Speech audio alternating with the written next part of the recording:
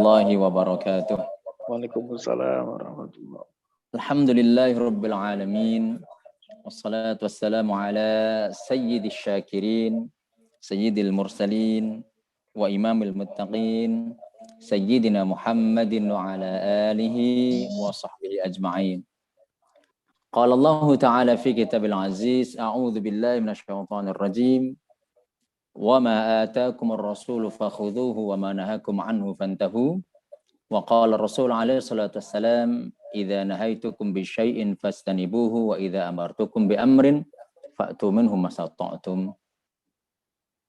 Sahibul fadilah Syekh Kiai Haji Umar Siddiq sebagai sahibul hajah yang saya hormati, Ustaz atau Kiai Fathur Rahman yang telah mempersilahkan saya untuk menyampaikan kalam yang saya hormati, dan para masyayikh, para habaib, para pimpinan ma'ahid wal masajid yang saya hormati.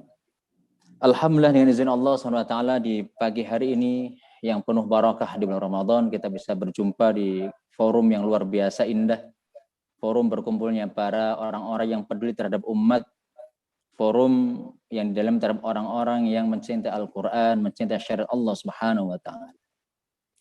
Ikhafillah, sebagaimana tadi dikutip oleh Syekh Kiai Umar Siddiq bahwa saat ini telah nyata dipertontonkan amalan-amalan syirik, aktivitas kesyirikan dipertontonkan dalam sebuah sistem yang rusak ini, yaitu sistem kapitalisme, sekularisme, dan memang tentunya tidak mudah memang kita hidup di lingkungan yang sebenarnya bukan lingkungan kita, di habitat yang bukan habitat kita.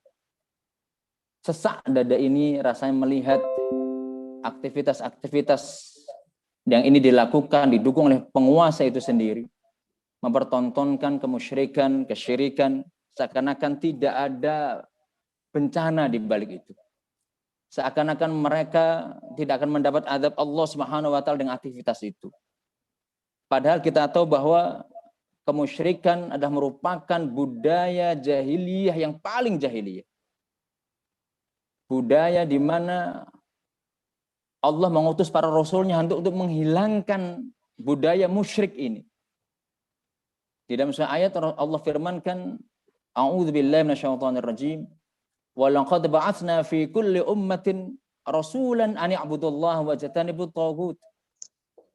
Dan tidak aku utus pada setiap umat, ya, kami utus setiap rasul, seorang rasul pada setiap umat, tugas mereka tidak lain hanyalah untuk ani'budullaha wajtanibut taghut, sembahlah Allah saja dan tinggalkan sesembahan selain Allah.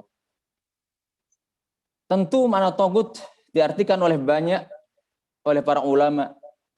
Ada yang memaknai at-taghut adalah sistem selain Islam. Ada yang mengartikan adalah syaitan. Ada yang mengartikan taghut adalah perdukunan atau dukun itu sendiri, atau amalan-amalan musyrik, itulah taghut. Kalau melihat makna dari ayat ini di mana para rasul diutus untuk mengajak pada tauhid dan menghilangkan taghut, maka taghut yang merupakan bencana terbesar ketika umat manusia mengamalkan amalan syirik, maka sungguh mereka telah mengundang murka Allah Subhanahu wa Ta'ala.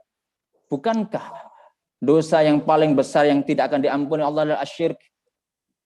Di dalam Al-Quran juga dinyatakan oleh Allah, innallaha la yaghfiru ay yushraka bihi wa yaghfiru ma duna dzalika liman yasha. Sesungguhnya Allah tidak akan mengampuni dosa musyrik. Dosa syirik tidak akan diampuni Allah. Wa yaghfiru ma duna dzalika liman yasha. Dan Allah akan mengampuni dosa-dosa yang lain bagi yang Allah kehendaki. Begitu banyak amalan musyrik yang dipertontonkan oleh penguasa kita, didukung. Ya.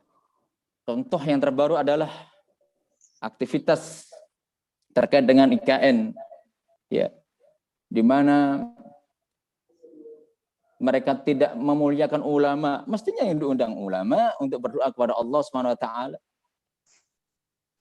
Mestinya adalah orang-orang yang dekat kepada Allah, para santri, para ulama, diminta dukungannya, diminta doanya. Yang mereka adalah orang yang takut kepada Allah, yakhsyallah. Tetapi justru yang terjadi adalah lebih mengundang pawang hujan. Ini adalah aktivitas perdukunan yang juga disebut dalam makna at-taghut. Al-Quran saja untuk disucikan agar terkesan terbebas dari perdukunan. Al-Quran dinyatakan oleh Allah, wa ma huwa biqauli syair qalilan ma tadhakkarun wala biqauli kahin. Ya. Qalilan namanya qalilan ma tadhakkarun qalilan ma tu'minun. Al-Quran itu bukan ucapan tukang syair. Al-Quran juga bukan ucapan dukun. Itu membersihkan bahwa Al-Quran ini adalah kalam suci dari Allah Subhanahu wa taala. Itu saking Allah tidak maunya ada anggapan bahwa kalam-kalam ini adalah kalam dukun.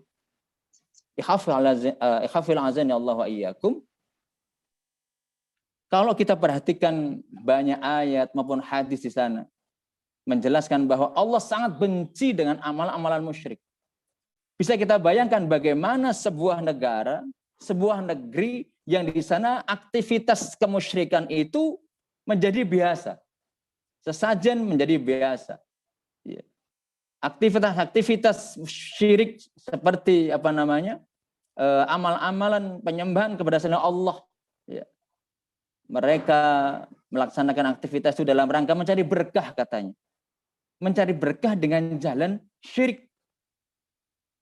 Maka ini tentu amalan yang sangat-sangat buruk. Dan ini terjadi dalam sistem kapitalisme sekuler ini. Kenapa kapitalisme sekularisme mengizinkan itu? Iya, karena memang mereka tidak akan menghalangi ini selama ini dianggap menguntungkan.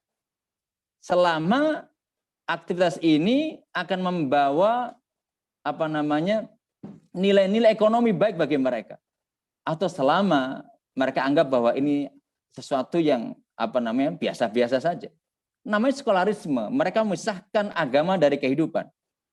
Apapun unsur kehidupan ini yang mereka inginkan, mereka maui, maka tidak ada masalah sekalipun bertentangan dengan agama. Agama harus dijauhkan dari ajaran kehidupan ini. Inilah sekularisme, kapitalisme yang merusak. Ikhafil azani Allah wa iyyakum. Oleh karena itu, kita bagaimana mungkin berharap keberkahan dari sistem yang rusak ini. Allah tidak akan pernah menjanjikan. Ya, Allah tidak pernah menjanjikan keberkahan itu akan muncul dari sistem yang rusak ini. Karena dalam sistem yang rusak ini bermunculan orang-orang nifaq, bermunculan orang-orang mendukung kemusyrikan, bermunculan orang-orang mendukung kezaliman. Bagaimana mungkin akan melahirkan keberkahan? Bukankah keberkahan itu hanya dalam Islam? Bukankah keberkahan itu hanya ketaatan? Ada dalam ketaatan pada Allah dan ketakwaan pada Allah Subhanahu wa taala. Di dalam Al-Qur'an dinyatakan dengan tegas, a'udzubillahi minasyaitonir rajim. Walau anna ahlal qura amanu wattaqau lafatahna 'alaihim barakatim minas sama'i wal ardh. Sekiranya sebuah penduduk negeri, suatu penduduk negeri, walau anna ahlal qura amanu, mereka beriman dan bertakwa kepada Allah Subhanahu wa taala, la fatahna 'alaihim, maka kami pasti akan bukakan atas mereka barakatim minas sama'i wal ardh, keberkahan dari langit dan bumi. Ini yang terjadi apabila negeri kita ini diatur oleh syariat Allah Subhanahu wa taala, penduduknya beriman dan bertakwa kepada Allah. Bukan negeri yang diatur oleh sistem kapitalis, sekularis, demokrasi, sosialis, dan sebagainya. Negeri kita ini tidak akan pernah mengalami kebaikan, mendapatkan keberkahan kecuali diatur oleh Allah Subhanahu wa taala. Tetapi sebaliknya, hafillah, yang terjadi saat ini yang nampak di depan mata kita, justru walakin kadzabu, tetapi justru mereka mendustakan ayat-ayat kami. Mereka mendustakan Allah Subhanahu wa taala. Mereka berpaling dari syariat Allah Subhanahu wa taala yang mengakibatkan pada kerusakan-kerusakan dan keburukan. Apa baiknya ketika kita mengamalkan atau menjalankan aktivitas kesyirikan? Di dalam sebuah hadis Rasul sabdakan, fi ma yarwi an rabbi, yakni ada hadis qudsi. Allah berfirman, ana agna syuraka yani syirki. Aku adalah zat yang paling tidak butuh sekutu. Man amila amalan asyraka fihi ma'i ghairi taraktuhu wa syirkahu. Rawahu Muslim.